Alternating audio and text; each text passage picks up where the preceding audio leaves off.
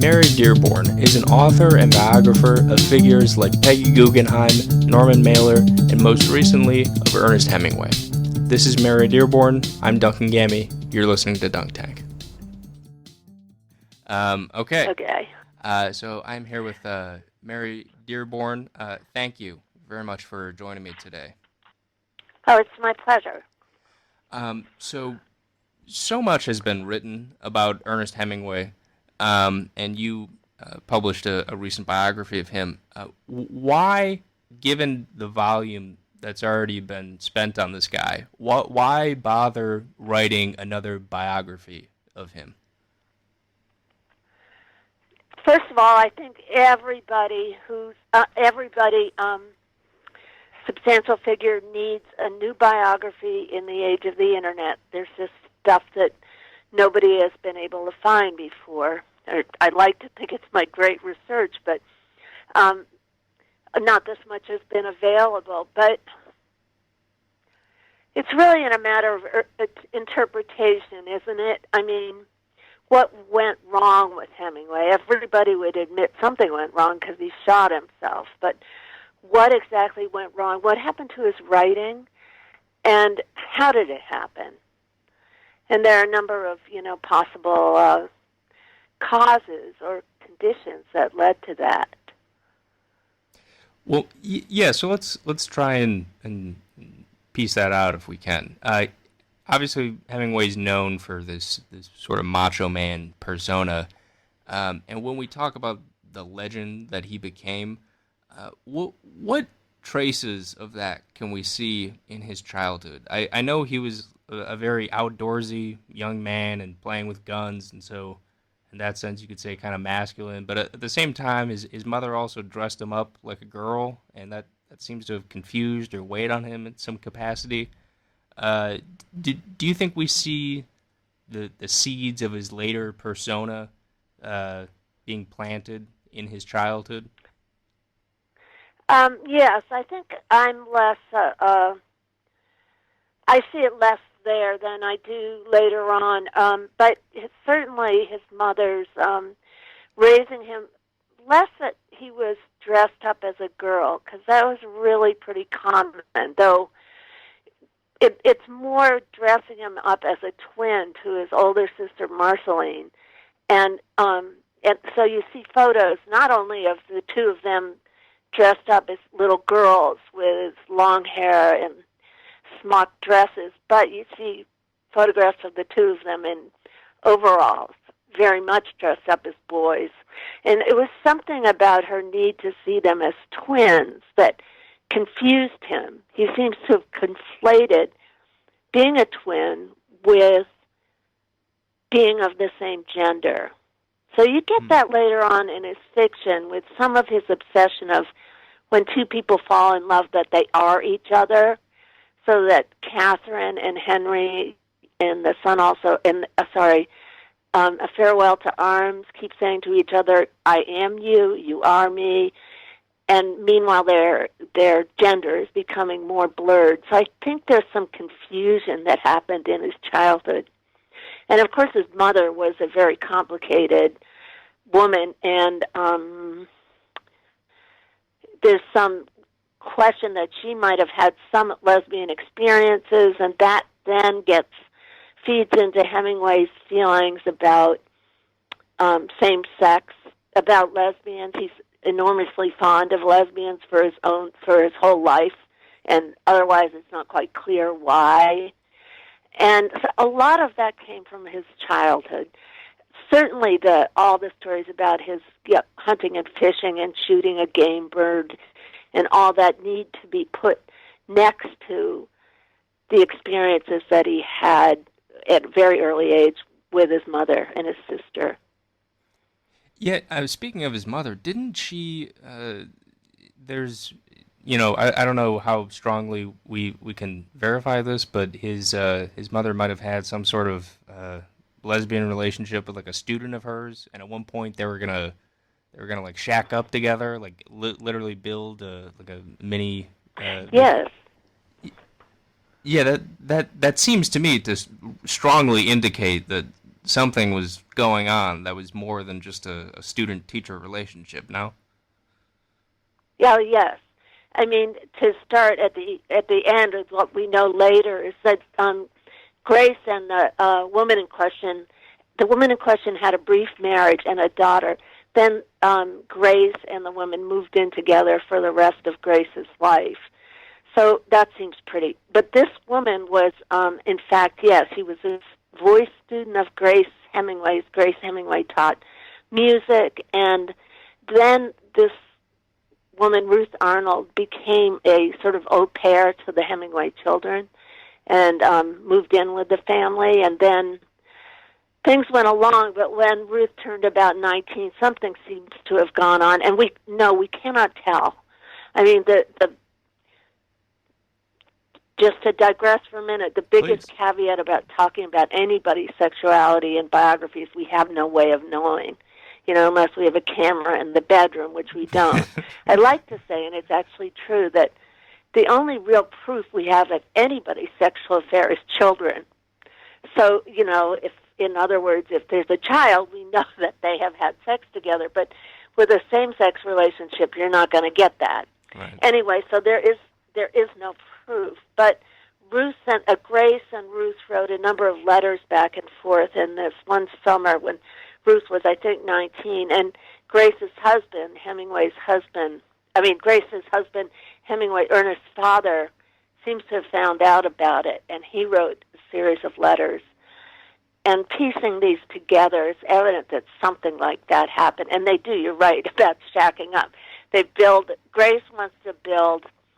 In the summer, the whole family went to Lake Windermere, and Grace wanted to build a summer house on family land, but sort of on the other side of the lake. And this one summer, she was building it and designing it, and Ruth was helping her, and they were building parts of it that, they would enjoy themselves, and it was really to be their shack. And when Ed Hemingway found out about it, Hemingway's father, it's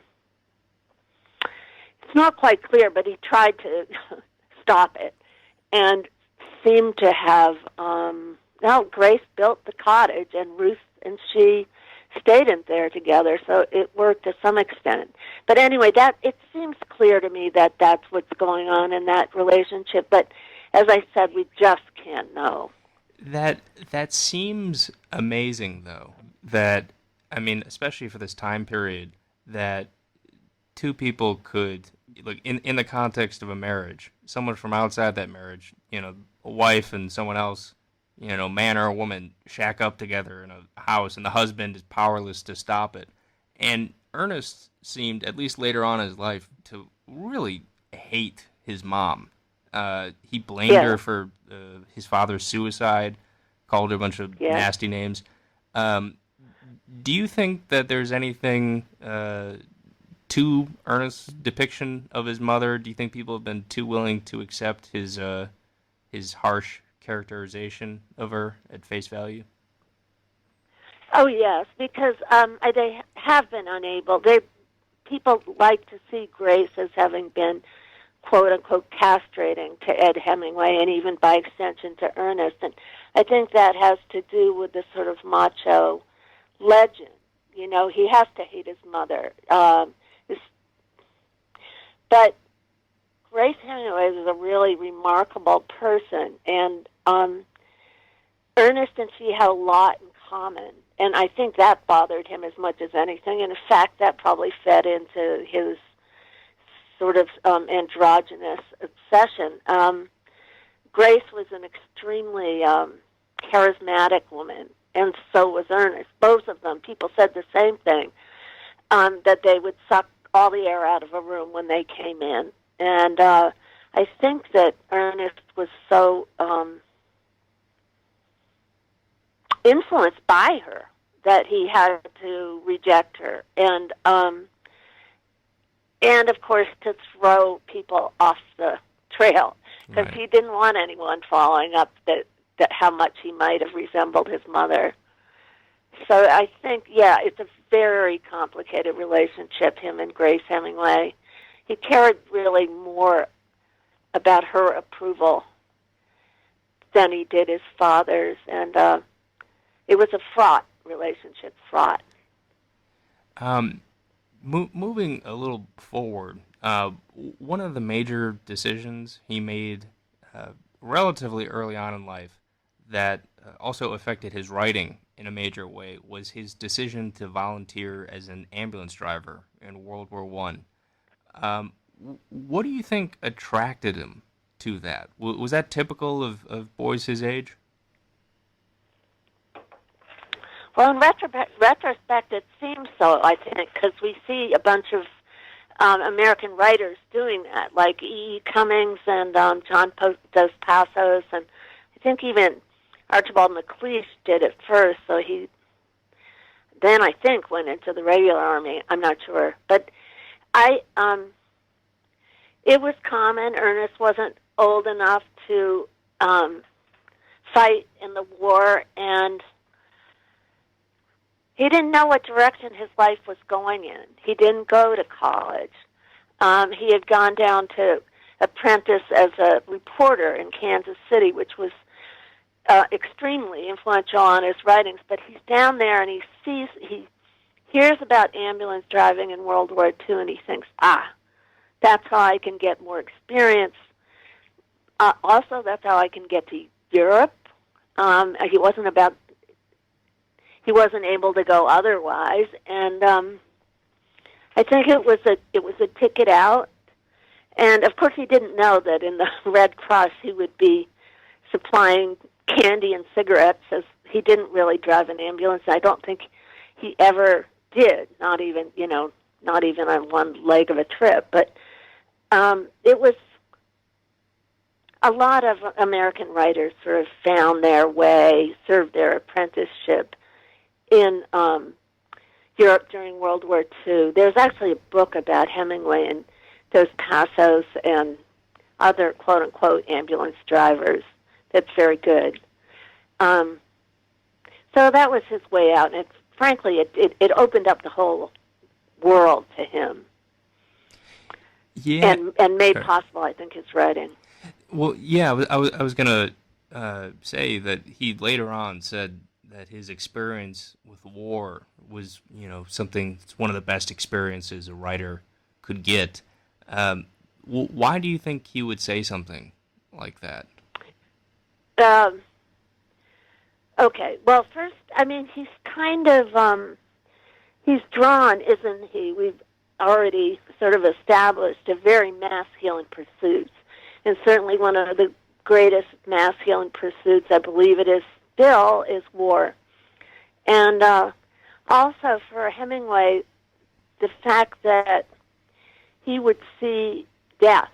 He would actually see people, dead people. He would see people die. He might even make somebody else die.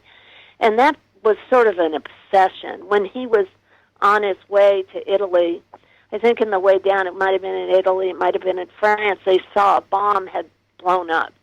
And he and some of the other, Red Cross recruits had to clean it up.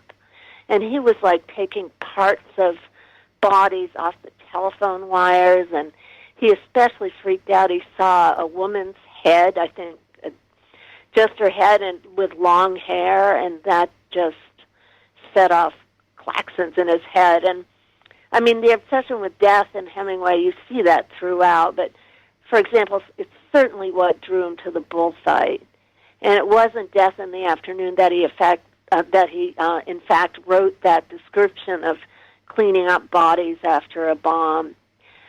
And he, of course, sorry to interrupt. For people listening, Death in the Afternoon was his famous book about bullfighting, and it was a nonfiction book. Sorry, just wanted to make that clear. That's okay. It's if you look at that book, though, and with keeping in mind his sort of obsession with death, you see how the obsessions twinned, so to speak. And I think that that's not available to us very often, the ability to kind of look death in the eye.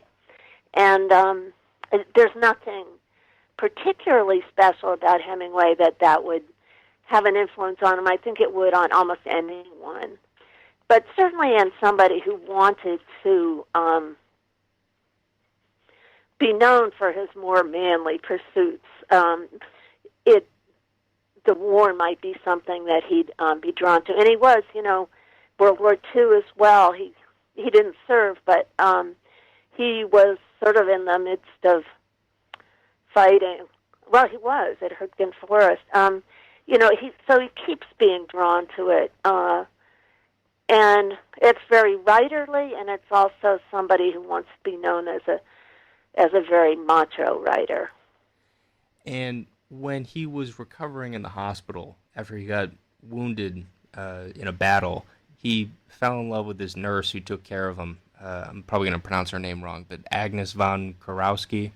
That's right. Okay, and he sort of transformed her into Catherine in Farewell to Arms, but in real life, she evidently did not return the love.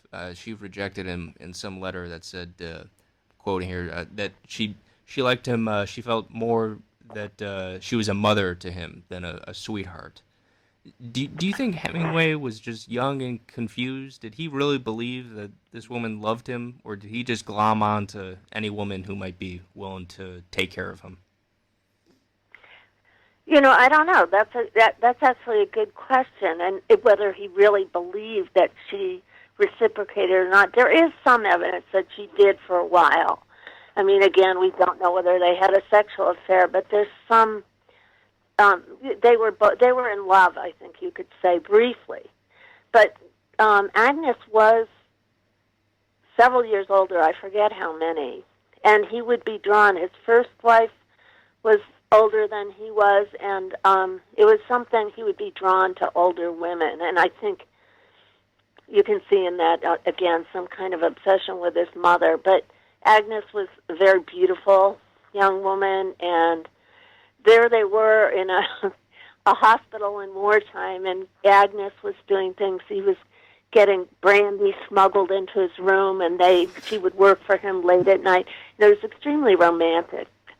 But she said, I think you're too young. I think you have a lot of growing up to do, and it really destroyed him. I don't think he was used to not being very special and not being and not getting exactly what he wanted.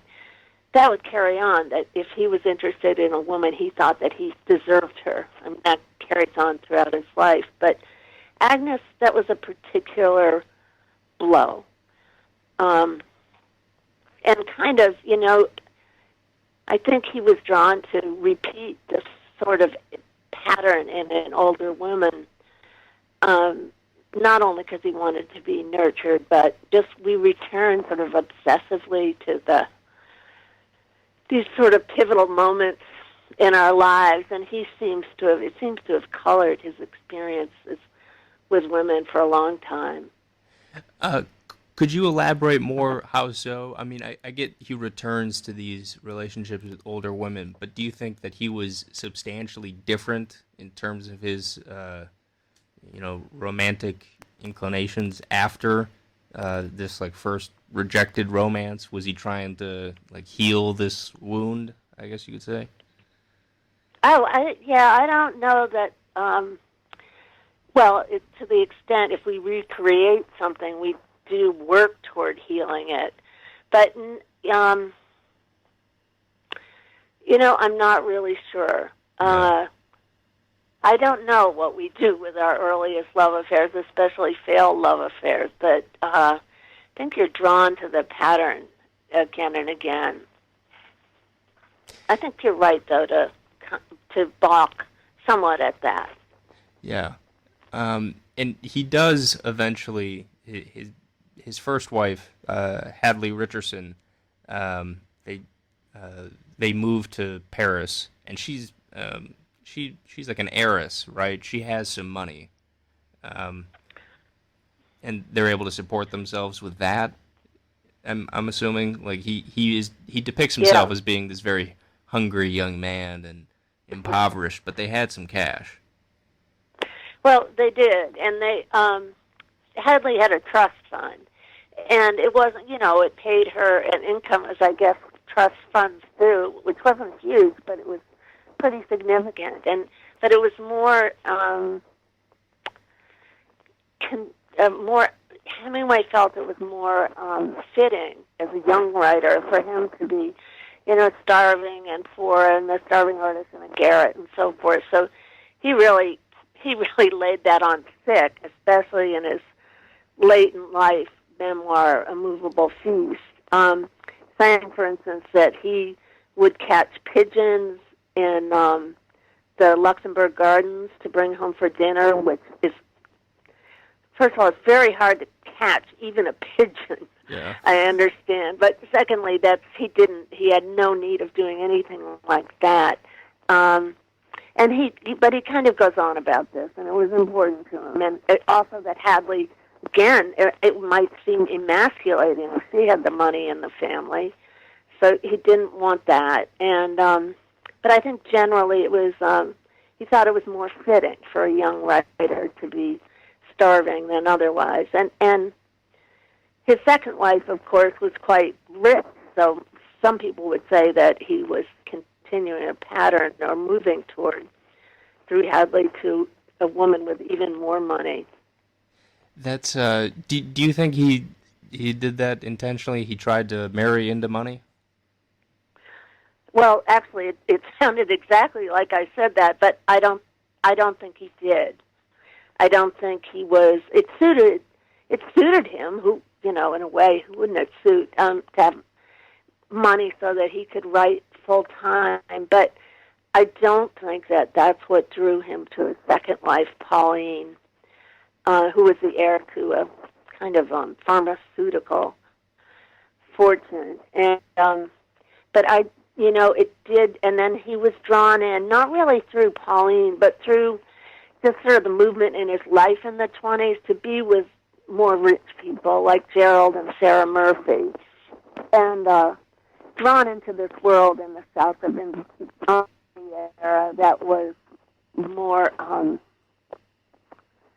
sort of golden, and that is where money made a lot of things possible. And I don't think that it was exactly, first of all, after Pauline, he started making his own money, but you don't see that later in life. He isn't drawn to women for their money. He didn't quite need it, but everybody always needs it. So I don't think it was, Pauline is much vilified, and partly for having money. And, it's thought that she wooed him with her money, and that's just not the case. Hemingway always thought it that way. He had a need for it to seem that Hadley was his most wonderful wife, even though he left her, that Hadley was the most loving, that Hadley was just beautiful, and that Pauline is this rich bitch who comes along and sees what she wants, and it's Hemingway. And I just don't think that was the case. It was very unlike her, for one thing. A very sweet and caustic woman, and he just wouldn't have done that. And it seemed actually to give them both great pain that they were hurting Hadley. But no, I think Ernest genuinely fell in love with Pauline, and it didn't have to do with her money. It set up a pattern, though, that suited him. That he was starving with his wonderful first wife, and everybody was pure then, and then along comes this,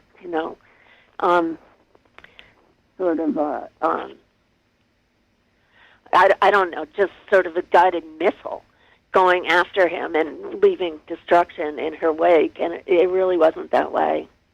I see. And when he's going to Paris, he's trying to make his shot at becoming a great writer, but that seems somewhat grandiose. He didn't seem to have a lot of encouragement. On what basis did he think that he had a shot? that's a good question, because somehow he had this amazing self-assurance that I don't think beginning writers, in my experience, have. That they're going to be great. But he really thought that that was just not going to be any problem for him. And in many ways, that is the assurance of the very young, and also of the very sort of the golden boy that Ernest was then and was accustomed to being when he was growing up. He was also like drop-dead gorgeous. Those early photos of him in the 20s, like his passport photo even, and a photo of him in uniform where he just looks to die for. And tell me that doesn't make a difference. I mean, both with men, women, and men. And and then his charisma that he seems to have got from his mother drew him in. These people like Ezra Pound, who did a lot for Hemingway, were just drawn to him for this kind of magic, sort of golden quality that he had, and that it was kind of reinforced itself. He starts being seen as a great writer, so he just sort of fills that role more fully, and it's remarkable. Also, everything was turning to gold in terms of his production of short stories. It starts pretty quickly, like a year into his time in Europe, that he starts writing these phenomenal stories, and it kind of, reinforced itself, and he was on his way. And you mentioned Ezra Pound. The writers and artists in Paris at that time were so, like, legendary that, I mean, you had James Joyce and Gertrude Stein, and Pablo Picasso was floating around, and F. Scott Fitzgerald. Did these other artists, did they like him? Did they find him obnoxious, or were they enchanted with this charismatic man?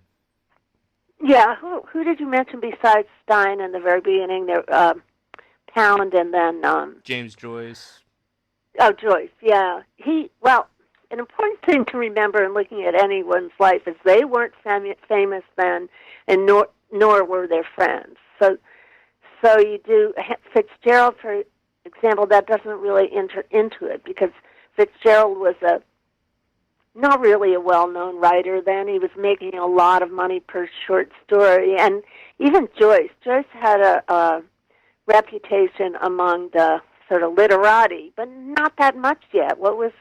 Ulysses published in something like 23. I mean, Hemingway's already, and Picasso, though. Picasso was supremely self-assured, and he made himself a legend right away. And Picasso didn't want anything to do with Hemingway; it didn't interest him, he said. But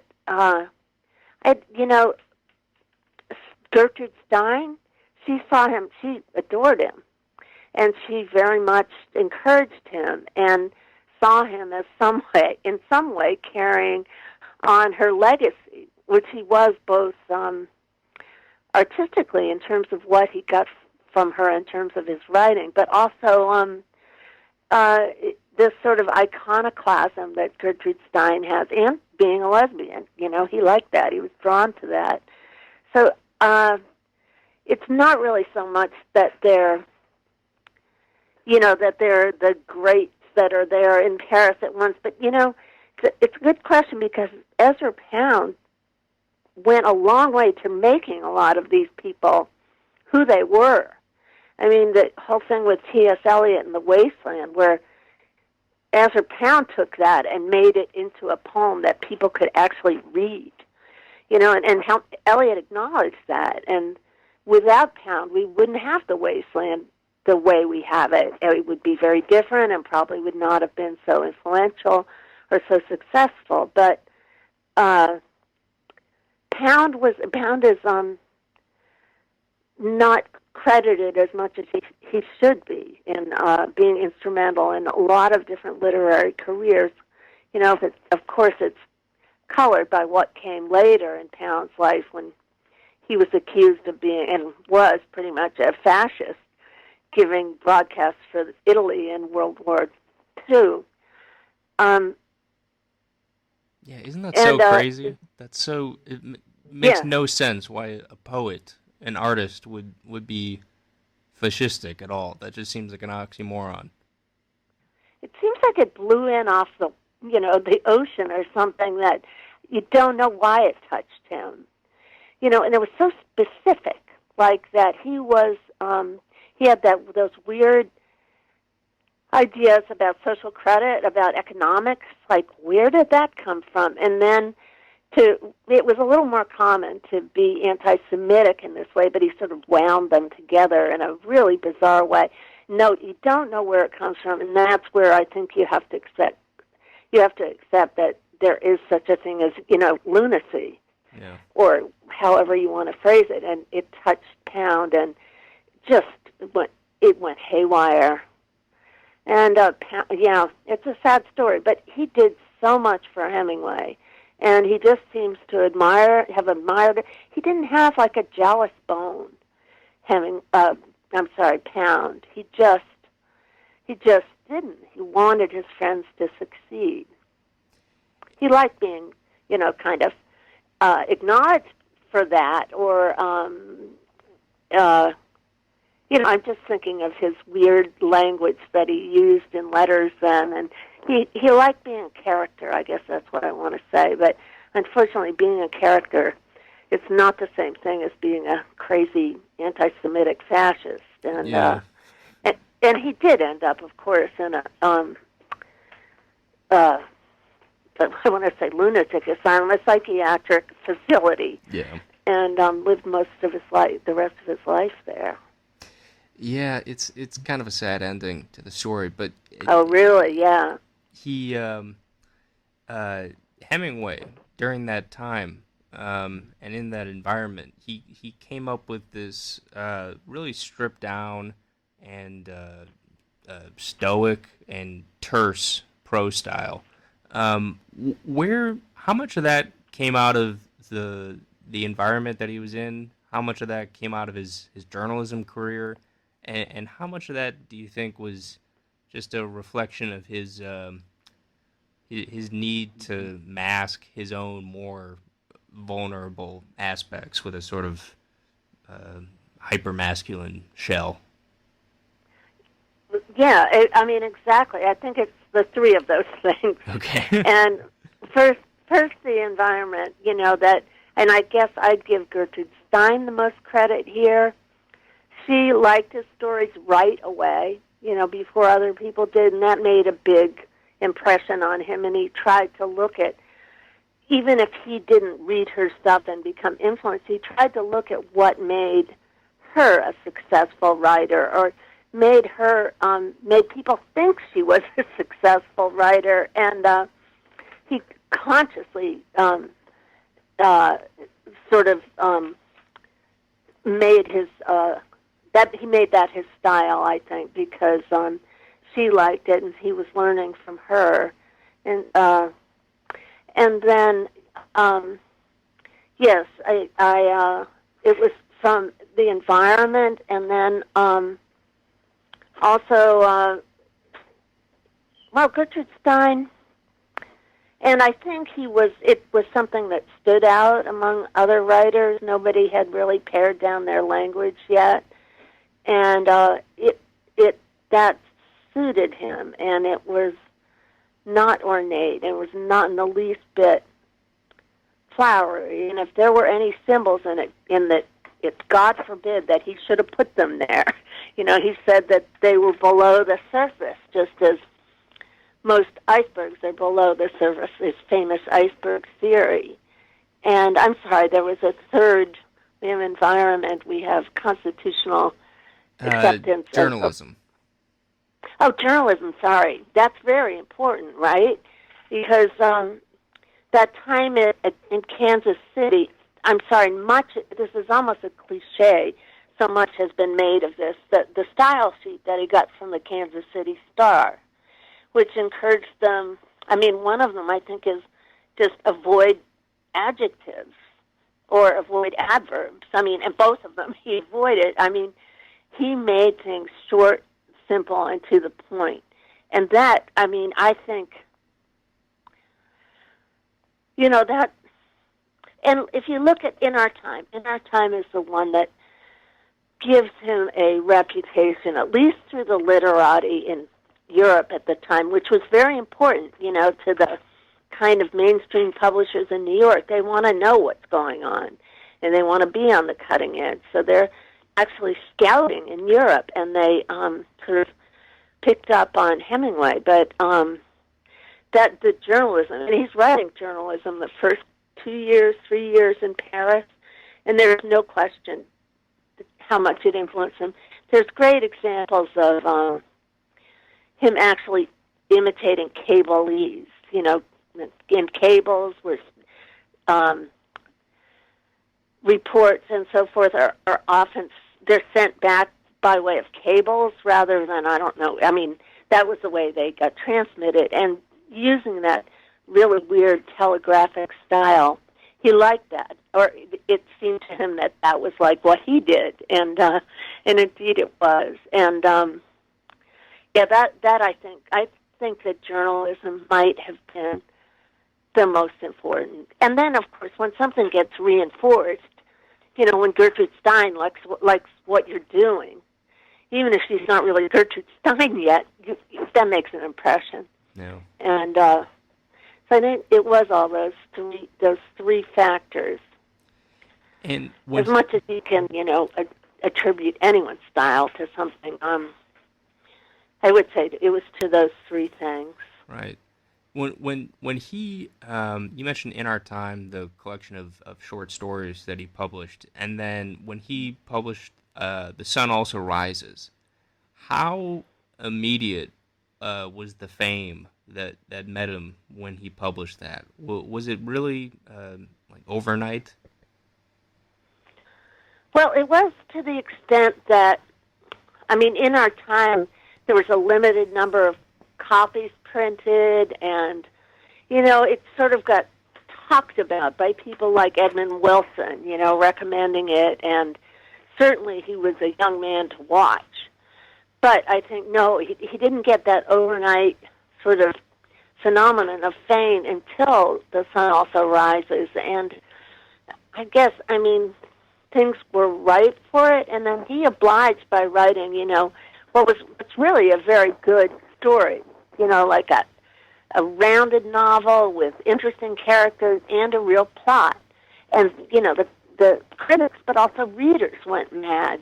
And they'd been, his readers, the question of a readership, he was, that was coming along with the 20s, like somebody like Fitzgerald. His writing is like actually deflecting, but in a sense creating phenomena like the flapper, or, like Flaming Youth, or more in Hemingway's case, youth that is sort of cut and dry, very cold-blooded, and gets what they want, and it's very much pleasure-seeking. That's the world of Sun Also Rises, and there were stories that came up of people getting their haircut to look like Lady Brett Ashley's, and in anywhere in the U.S., you'd see people with the co-eds, the college students with their copies of Sun Also Rises, and it was taken as a sort of Bible for that generation. That's this persona that is starting to be solidified around a little bit later, but around the same sort of era. You mentioned his second wife, Pauline Pfeiffer, and he would have, in kind of a contrast to his public-facing masculine persona, he would have the two of them cut each other, or they would cut their hair so that it was the same length, and he would dye his to match her hair color. What was going on there? Oh, well, that's interesting. It really starts with Hadley.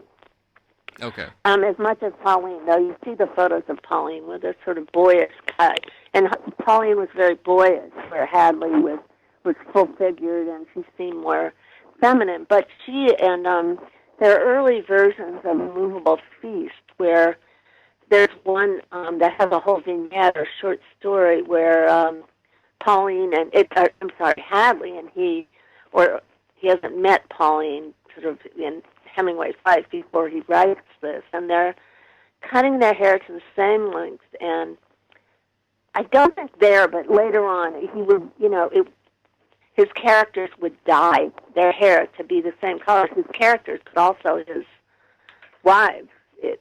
Two out of I guess it makes 3 of the 4 wives sort of went along with what was essentially a hair fetish. I mean, there's no question. I mean, he might have had all this content to his sexuality that, is murky, but it's, very androgynous. But the hair thing, it's a fetish. All kinds of people have hair fetishes. Straight people, queer people, it doesn't matter. But he got that from his mother just right away. I mean, first of all, his mother thought red hair was just wonderful. And Hadley had red gold hair, and then that the red quality of the blondness, not to sound like Ernest, he would get very involved and very excited naming the different gradations in hair color. None of it dark, all of it from red to just what he called moonlight blonde, white blonde.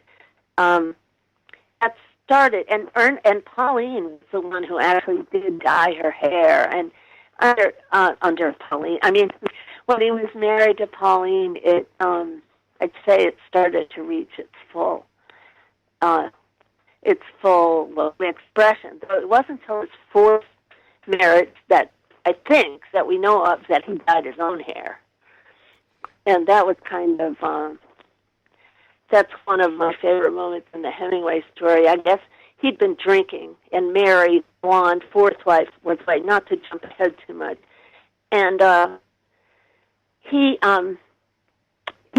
used hair dye. He dyed his hair, and it came out, as he said, the red of a new penny or a copper pot. And he told Mary that he did it. And he said, as one might be, if you do something like that when you're a little drunk, the next day he wakes up and he goes, oh my God, what have I done? And then back then you'd say the second thing was, well, the servants or people who work here are going to know. And then, so he relates that to Mary, and then he says, and then I said, what the hell? And it's that moment that I really love in Hemingway, and in the late Hemingway especially, where he sort of says, it's YOLO, right? You only live once. Yeah. And he actually got kind of, he referred to it as, in this our one and only life. That we only have this one life. And if we have sexual desires, or in the case of hair, fetishistic desires, we can make them happen because it's our lives and it's only this one life. So it's a real sort of piece of the day, but it's touching in Hemingway, I think.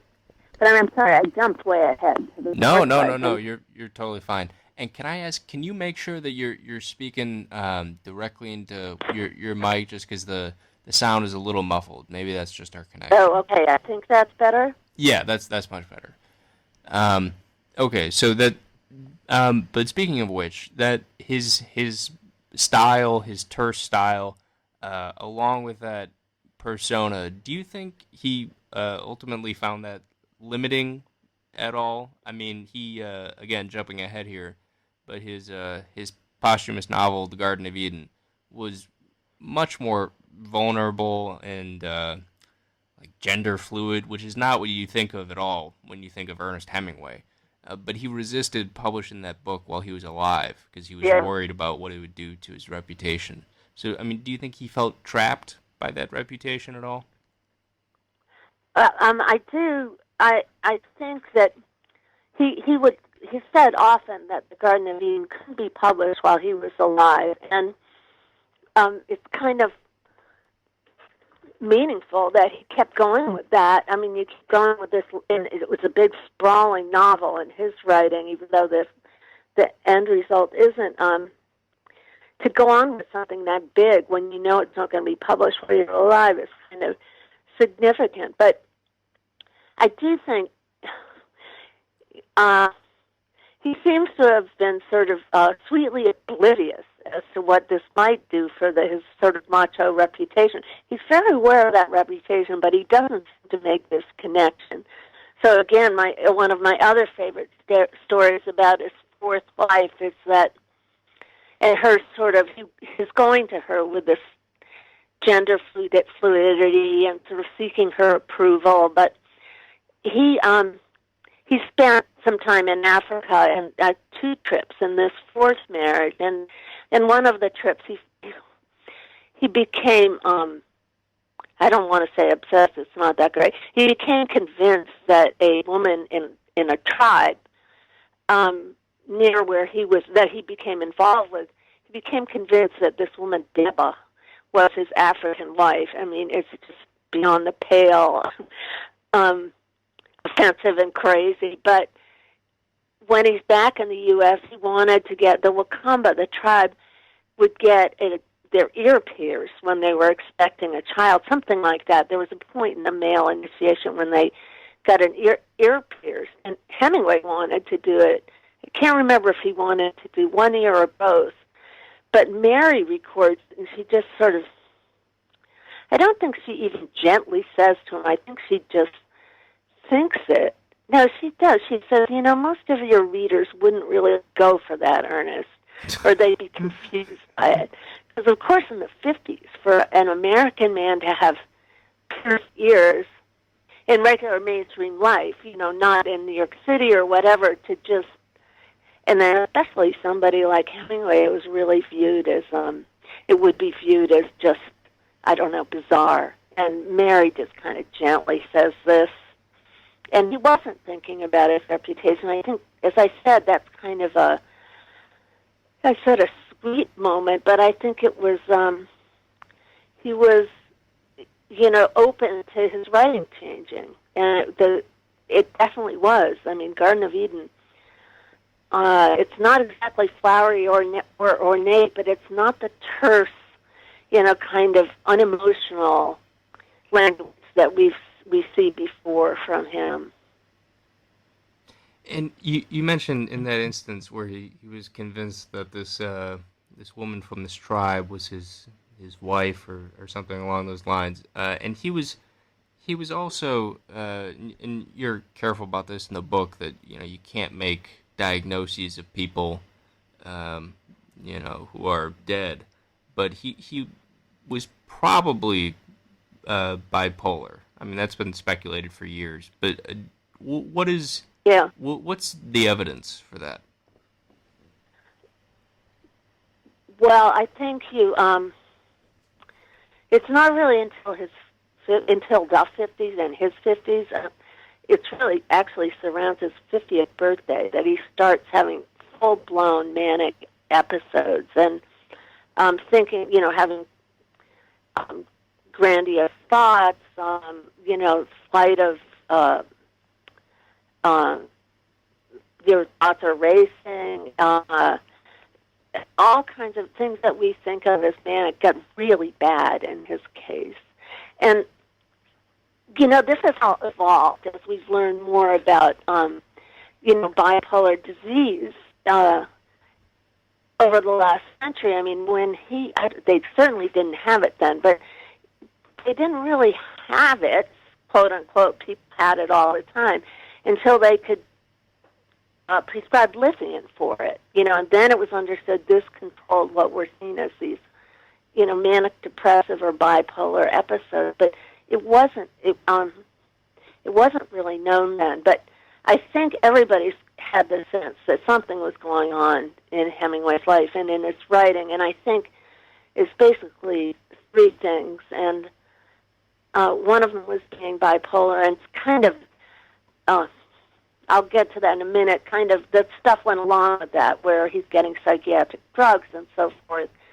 And then he's also drinking. His alcoholism, he was an alcoholic, and it had really progressed. So he was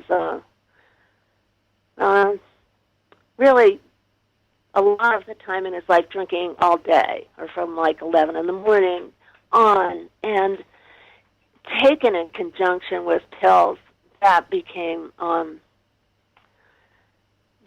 really a problem. So it's that, and then the third thing that really I might put first in retrospect, or I might have spoken out more when I was writing it, was all his traumatic brain injuries. Yeah. You know, he was having concussions. World War I was the first, and he went on. He had about 6 or 7, and around it twice in World War II. Then, as soon as he came back, he had a boat accident, whereas he had what we can say today, right? We don't know, a traumatic brain injury. Actually, I think we can say that. I think we can say that. It wasn't called that. And then I think he also had, it's CTE, right? The cumulative traumatic brain injury problem that the football players get, where you really, you can't go back. And it's really, that's quite apparent. And, we don't know what's going on with those. I think we would say that was happening, but we don't know what's going on with those, and different people with traumatic brain injury get affected differently, but it's clear it's disaster. And so he's having those on top of, this is all this post-war things I'm talking about, on top of alcoholism and on top of probably being bipolar, and then, medicating all of it, so that it was really, he was a shell. He was, by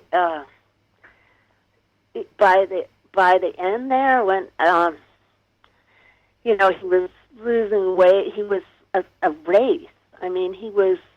What happened to him in the last year of his life is just awful. And I think, actually, if we put under the rubric of bipolar, or if we emphasize the depression, because that's what happens at the end, is the depression take over, mania is gone, And that came from his father shot himself, and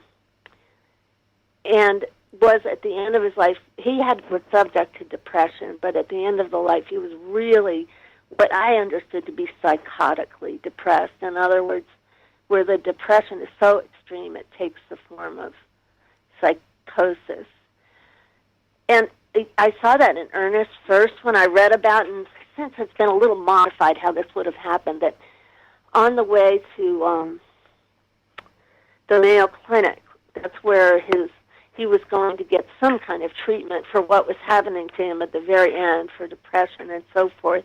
And he was flying back and forth from Sun Valley, Idaho, where he was living then, and the Mayo Clinic. And back then, a little plane couldn't go that far without refueling, and they stopped to refuel, and apparently he tried to walk right into the propeller. Right. And that seems to me, that's the difference between depressed and psychotically depressed, and that he was just so gone, and it didn't seem like there was any coming back, and I don't know if there is any coming back from that. And those 3 factors really, they fed each other, and they fed that kind of psychotic depression that he went through at the end. Yeah, that's, psychiatrists will tell you that that's a very common technique of people with bipolar to self-medicate with alcohol, but at the same time, that speeds up the rate at which you cycle through mania and depression. And then the CTE you mentioned, at one point his plane crashed on a runway in Africa, and he headbutted the door to the plane open. And it's like, geez, man, just use your shoulder, something besides your head. Yeah. Well,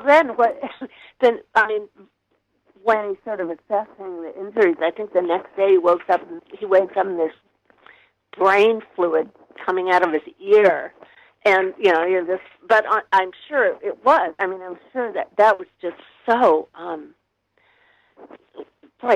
directly related to an injury to his head. So, he's also taking all these medications. Interestingly, they start him on, I can't remember the name right now, it's a cousin of Thorazine. And Thorazine was developed about the same time. They put him on this thing,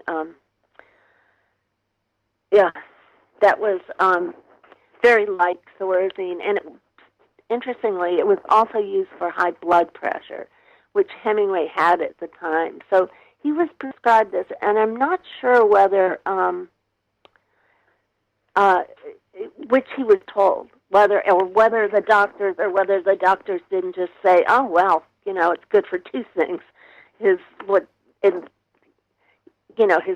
craziness, or however you want to put it, and his high blood pressure. Yeah. So he's on that. Thorazine's a pretty heavy-duty drug, and it pretty much, I think what it does is it totally dampens any kind of life you might have in you. And he's taking that. He's drinking a lot. He's taking Seconal. They were prescribing that, with just abandon in the 50s, and a whole range of other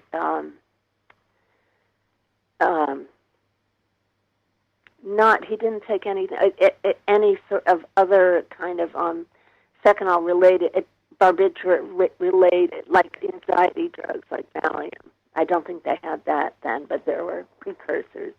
So it's this whole drug cocktail. Yeah.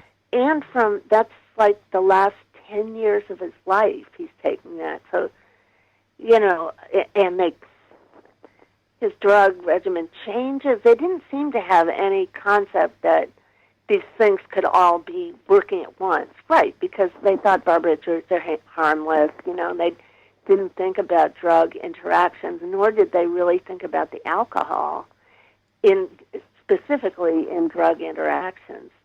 That was, nobody really recognized that, though it seems common sense now. But he was just making it worse. It was becoming so bad. And, he was doing it to himself, but let's not forget the doctors or the people close to him. This is the heartbreaking aspect of his story and his mental illness in general, is that the people around you, people who love you, tend to say, oh, geez, I hope so-and-so is dealing with that. I hope that his wife is telling his doctor this. That's what his close friends are saying. Or his wife might be saying, surely, is telling him that this is a problem. Hotchner is saying that. And nobody is seeing to it. He's just, and the mentally ill patient is just going along, and it just keeps happening, and they introduce a new drug, and the person thinks, well, the doctor must know what they're doing. It's not to blame the people around him, but also that was happening too, and doctors are guilty. He should have told the doctors. The wife should have made sure the doctor knew, It just becomes like a little circus around him, and he's at the middle of it, just shrinking. And he, the last sort of like big book that he published, or when I say big, not in terms of length, but novella he published was The Old Man of the Sea, and he won the Nobel Prize and the Pulitzer Prize. Did that change anything for him? Or did he continue to write after that? No, and he did. He was working on Garden of Eden, and he also wrote, the really charming, delightful, A Movable Feast in the last year of his life. So that kind of, contradicts everything I've been saying, or everything we believe about his life. But no, it's interesting that The Old Man in the Sea was viewed as his ticket back, as proof that Hemingway was still with us. The book before had been Across the River and Into the Trees, which is just a dreadful novel set in Venice, and it's just tremendously bad.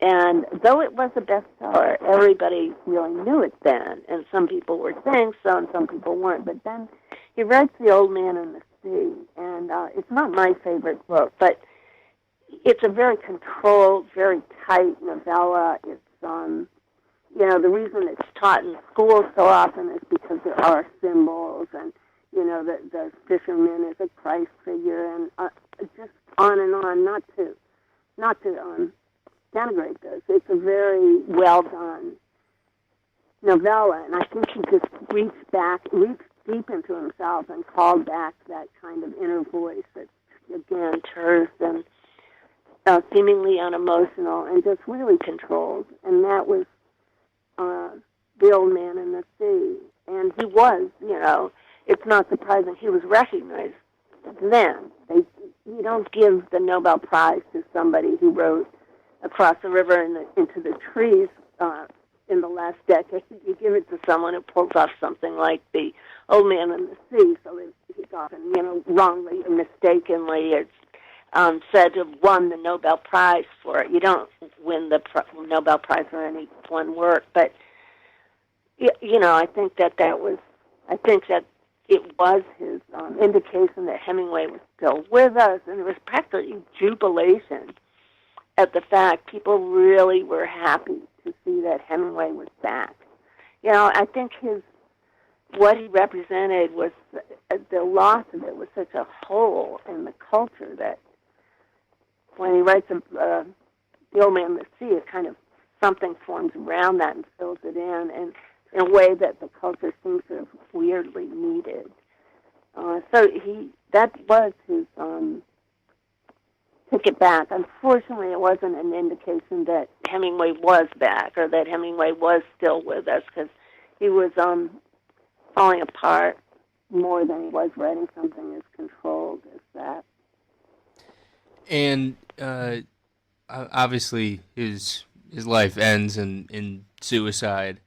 And he had gotten electric shock therapy, and you described the cocktail of drugs he was on, and it just, he was, as you said, a shell. And we've talked about the legend of Hemingway. We talked about his life, his literary works. What do you think? How should we remember Hemingway as a cultural figure and in the context of American literary history? I think,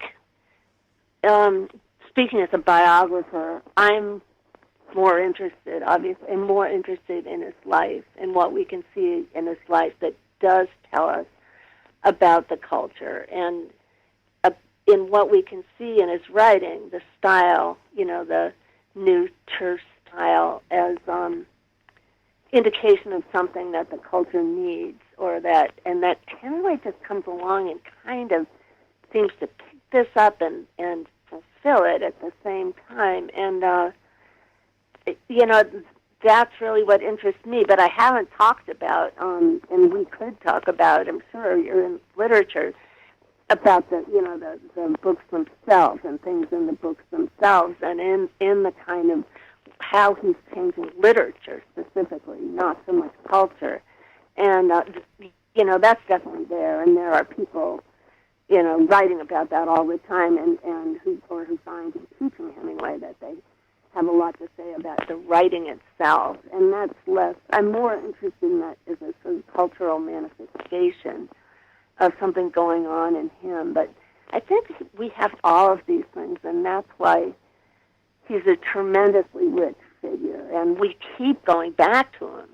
He just doesn't go away, no matter how much in the this era of talking about dead white males. He might be the dead white male to end all dead white males, but he's still with us, and people still read him.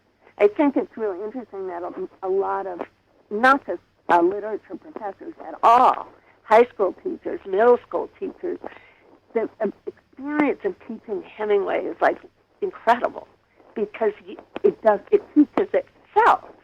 A kid will come into the classroom and say, having read Indian Camp, say, "Oh my God, Nick, the Indian kills himself." Oh, and they respond to it in these incredible ways, and that's that doesn't show any sign of going away, nor, should it.